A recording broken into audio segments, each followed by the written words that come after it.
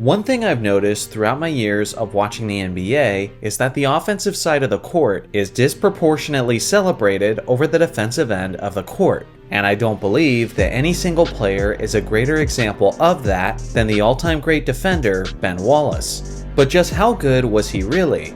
In a perfect world, how much would he be celebrated? Today, I'll do my best to answer that, but in order to get a more thorough understanding of him, we'll start as we always do, by taking it back to the beginning of his career. The 6'9" Wallace attended college at Virginia Union University and actually went undrafted in the 1996 NBA draft. But within a matter of a few years, all 29 NBA teams would be regretting that decision.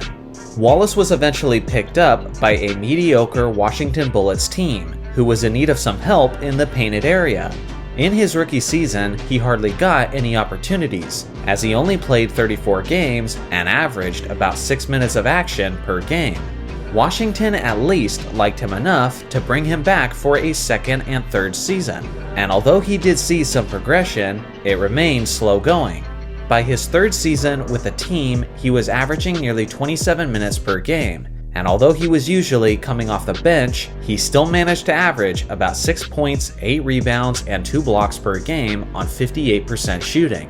After Washington had missed the playoffs for 3 straight seasons, management was ready to shake things up. So in August of 1999, he was traded to the Orlando Magic.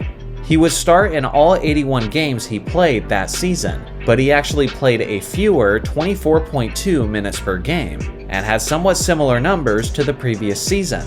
With some remaining limitations on him, Orlando finished with an underwhelming 41-41 record and missed the playoffs. Orlando then decided to make their own big changes. After signing Tracy McGrady to a massive contract, they decided to get him a co-star and traded for the 6'8" All-Star forward Grant Hill. It was this trade for Hill that sent Ben Wallace to the Detroit Pistons, where his legendary career would truly begin. At the time, people were considering this a one-sided trade in favor of the Magic, since McGrady and Hill were seen as a superstar duo who could compete for championships in the Eastern Conference.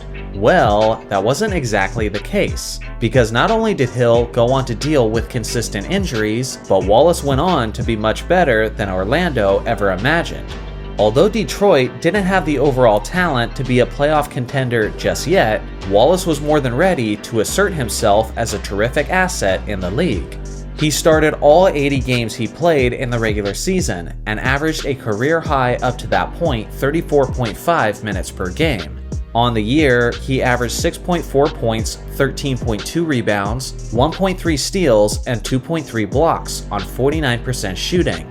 Immediately as a Piston, he established himself as one of the best rebounders and best defensive players in the entire league. With his remarkable strength and athleticism, he really was like a modern Bill Russell, in the sense that he was a team-first player who dominated the boards and the paint defensively. Yet he was not a great scorer by any means. Although he was now on the basketball map in a big way, it wasn't all positive. For example, that first season in Detroit, he shot a historically awful 33.6% from the free throw line. In fact, for his career, Wallace only shot 41.4%. That is literally the worst career free throw percentage in NBA history, and it's not even close. To emphasize just how bad that actually is, consider this. Shaquille O'Neal is basically famous for his horrific free throw shooting. Well, he could come out of retirement and shoot 3,000 more free throws and miss every single one of them, and he would still have a better career free throw percentage than Ben Wallace. Yes, Wallace was a master defensively, but you kind of need to be if you're gonna justify having a roster spot with that kind of foul shooting. In the following season, he would finally have some offensive support, and his Pistons started winning games. Along with that, Wallace led the entire league for the 01-02 season in rebounds per game and blocks per game. Thanks to this incredible effort, he was honored with an all-defensive selection, and he won his first Defensive Player of the Year award, which would soon become a regular occurrence in his career. Now imagine playing 80 games in a season, averaging a league-leading 13 rebounds and 3.5 blocks, winning the Defensive Player of the Year award while your team wins 50 games in the regular season, which was enough to earn the second seed, and you're still not selected as an NBA All-Star that year. If that doesn't tell you that defense isn't appreciated as much as offense, then I don't know what will. Now, in his third season in Detroit is when their incredible championship team finally started to take shape, as they acquired both Chauncey Billups and Richard Hamilton, giving Wallace the offensive support he needed for him to truly shine. For the second straight season, he led the league in rebounds, this time with a monstrous 15.4 per game, which was the highest league-leading average since Dennis Rodman in 1997. On top of that, Wallace averaged 3.2 blocks and 1.4 steals, which helped him win his second straight Defensive Player of the Year award. Finally, he was respected enough to be given an All-Star selection, which was the very first of his career.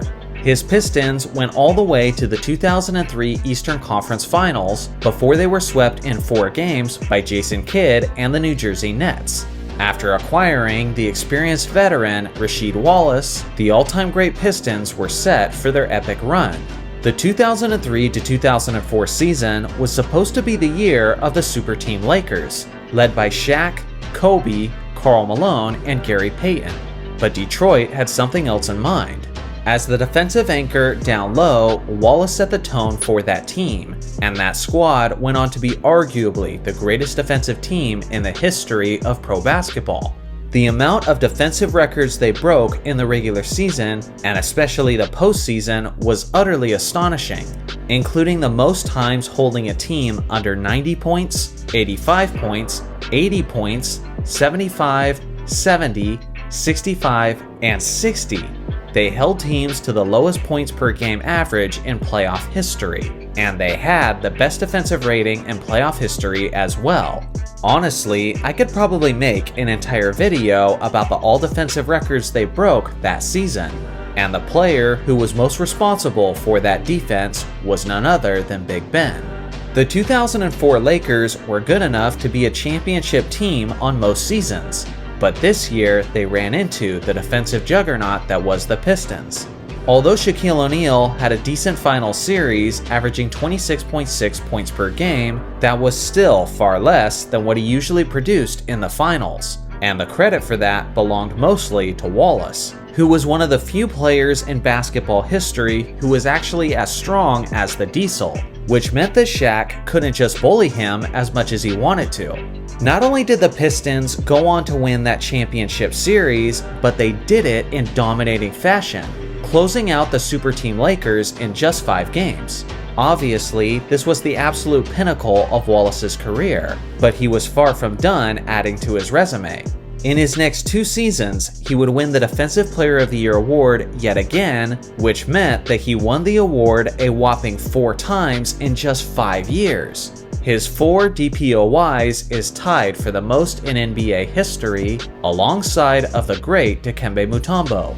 After starting his career struggling to make the playoffs in few minutes of action, he went on to be a perennial winner with the Detroit Pistons, as he made the Eastern Conference Finals in 4 straight seasons, including 2 trips to the NBA Finals in 2004 and 2005. As his strength and athleticism started to deteriorate with age, so did his defensive impact, and because of that, he ended his career as somewhat of a journeyman, playing in Chicago, Cleveland, and eventually he made his return to Detroit, before eventually retiring at the age of 37.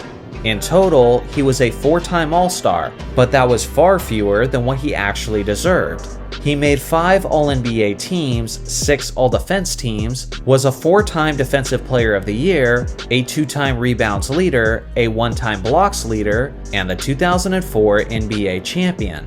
Although he was certainly the epitome of a free throw liability, he was also one of the select few greatest defensive players of all time.